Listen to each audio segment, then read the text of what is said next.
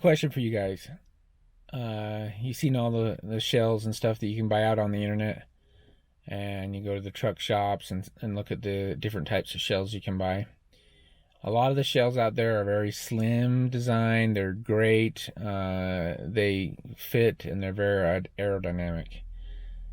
But they also cost a lot of money. And my truck's already costing a lot of money, and so I wanted to be able to outfit it in the best way possible and the most affordable way. So this video that I'm going to do today is on the shell itself. I'm going to run through some before pictures because I didn't make a video, but I did take some pictures of the shell as I started to tear it down and get it ready to put Raptor Liner on it. So the title of this video is going to be how to get a shell that is strong enough to put a rooftop tent on it and everything. For basically, you can do it for under $500, depending on how nice you want it to be. Definitely under $1,000. And the shell that I have on my truck, you're going to be paying $4,000 for it if you went out and bought it new. My son has a UtahYotas shell, a fantastic shell. I would love to have that, but it is they're pricey. So there's these new stainless steel shells coming out of Africa that you can buy. They basically come in a box and you put them together. Really awesome shell itself. It's very strong, probably stronger than my shell. However, if you want to learn how I bought this shell and put it together, and you can too have a shell on your truck that is as nice as this one without spending a fortune. So stay tuned to the video, and I'm going to run you through all the cost of it. Put some links in the video below in the description of some of the things I bought. Most of the stuff I bought off Amazon. It's just an easy way to get stuff delivered as everybody else does. So keep watching, and I'll run through a video of the shell itself and some of. First off, I want to start talking about this addition here. This is a Rotopax water container. I'm probably going to have a couple of these in here, and they'll just sit right across here. This is a front rail. You can see a lot of this does not come with the truck. You have to buy it separately, and I'll show a link of where I bought that off of Amazon. It's not very expensive. I think it was like, $45. $55. One thing is some of these things you don't have to have, and it's not really in the price that I quoted of being able to do it for under $600 to $1,000. So obviously you can make it as cheap as you want. It's my axe that I got sitting up there for when I go overlanding, and I had to put some higher strength struts here to hold the weight of the gas and the axe. Hopefully you're not getting too much wind noise. Okay, so here's these mounts that I bought off Amazon. Now, one thing to note is with this shell and the way it sits, you have to purchase new longer bolts to make it easier. This one is the original bolt, and as you can kind of see, there's no threads available. So I bought longer ones, as you can see that one back there, just to make it easier for me to install. So that's one thing to keep in mind. The truck comes with the bed lights. Doesn't come with the extra cubby like this side over here. As you know, on the rubber seals go all the way around. I also had to cut holes in here to mount it because I didn't want to drill holes in the top of the bed. So I had to cut holes in here to mount. And the other thing is most of all the wiring on this was done by me later on. The wiring, you know, people that had these shells, they just, when stuff broke, they didn't fix them. They just cut them and move on because it's a utility shell, and they really didn't care so much about some of the wiring. Now the shell came with these. These are light switches that actually turn the lights on and off. I don't have my auxiliary battery hooked up yet, so the lights aren't functioning, but I have tested them. They all do work.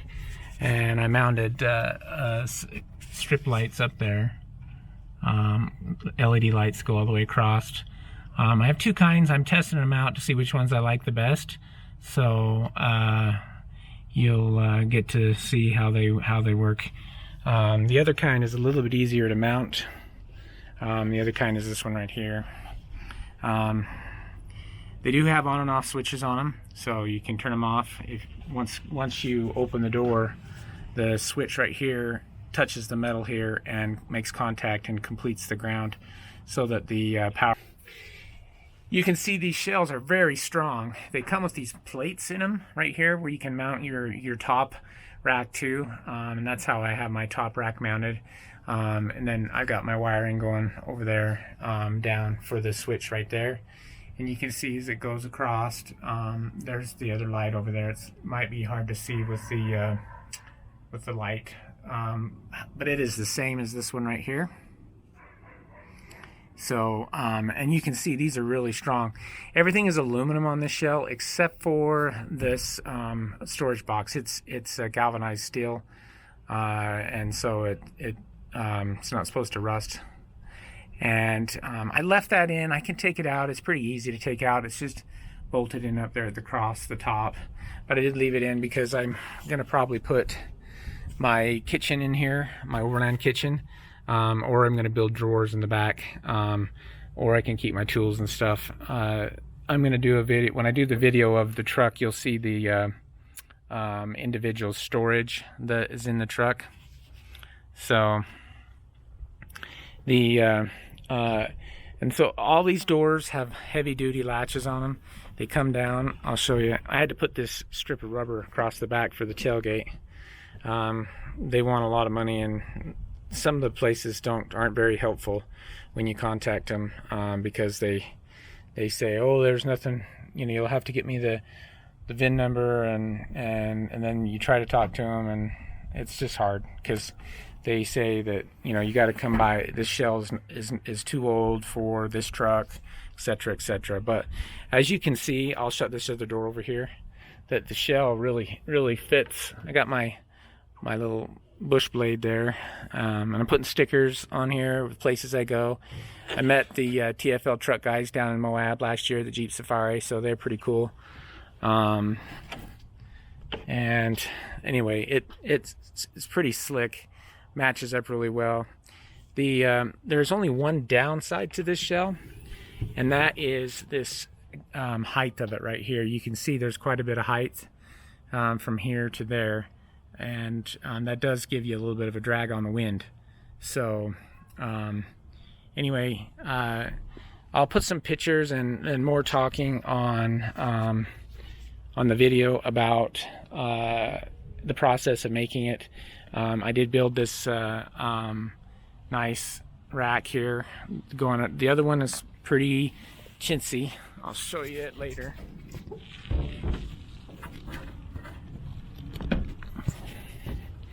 So, and I had a Prinsu rack on my FJ80, so I kind of designed it a little bit like that one, just so I could use their mounts and stuff. This is for my rooftop tent, these mounts here, and this is the awning mount that they sell up at Prinsu Rack. I do have a Prinsu rack coming for my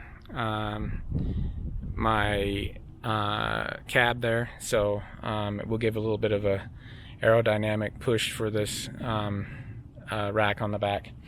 So anyway, that is the rack. The thing that you're going to see on the shell in the beginning is you're going to see that the door is open. You'll see the shelving. You'll see the galvanized steel. You'll see the old rack on top, And what I had to do is I had to strip down all of the trim, take the doors off, take the hinges off, take the lights out off the back, and sand it down and get it ready to paint. And when I say paint, Raptor line. That's my dog. Roxy, Roxy, come here. Sit down. Sit down. Sit down. That's a good girl. She's 10 years old, and she's a red fox lab. So she's my buddy. You stay here. She likes to go over, and that dog next door torments us. So just to give you a quick update on the method of putting on the Raptor Liner. I wish I would have taken a video, but I didn't. So let me just give you a rundown real quick of the kit. So you have to order a kit that's big enough for your project. I ordered 6 of these bottles for my top because I wanted to put several layers on. And this is the Raptor Liner. So there's 6 of these bottles, and it's a tintable kind. You want to make sure it says tintable right there. It comes with this. It takes one of these cans that go in here, and about that much paint. You have to get the paint from a paint store, and just tell them what you're doing. It's an auto body paint store. So this is the gun that comes with the kit. You screw the can on there. This is your tube that goes down inside, hooks on here like so, and then goes down in the can. And you want to test your paint out when with your air, because you want to have. I used 80 pounds of pressure with my air compressor because I like a finer spray. So keep that in mind as you're doing it. A finer spray is makes it look different for me. Some people like to have a thicker spray. This is your adhesion promoter. This is that's the stuff that I used to put on the corners. Every place that was really hard for me to sand, I used that for. Once I got it all sanded down, you put this on right before you paint. So don't put that on until you're ready to paint. You put this on right before the paint. Follow the instructions. Acid etch primer. Once I got everything sanded, I acid etched primer with this product. Buy several cans. You're going to need a lot. I put it on everywhere because I didn't want to make sure that my sanding was perfect. But it does go and back you up as far as making it stick. Thanks again for watching this video. I hope it wasn't too long for you. I just wanted to run through a couple final items. If you saw throughout the video, the shell cost me $300. I bought it a used shell off of KSL Classifieds. It's on a Utah site. I'm sure you guys have classifieds in your area as well. You can buy them on eBay, other places online for cheaper. I just use KSL because it's local and it's easy for me to use. You can see that the Raptor Liner for the whole project cost me roughly around $200, and the material for the roof rack was about $100. So it's pushing about $600 for the shell. I did a few extra things you don't necessarily have to do, but I have links in the description below so that if you want to buy some of those things, you can. And I'm sure that, if you shop around, you probably can get some of those things like I did, a little bit cheaper here and there. And don't forget to check out your surplus lots for metal and different kinds of things that can make your project go a lot smoother and a lot cheaper. Thanks, and have a great day, and for thanks again for watching. Please don't forget to hit the subscribe button, and I'll talk to you later. Hopefully you'll see another video coming out next Tuesday on Taco Tuesday.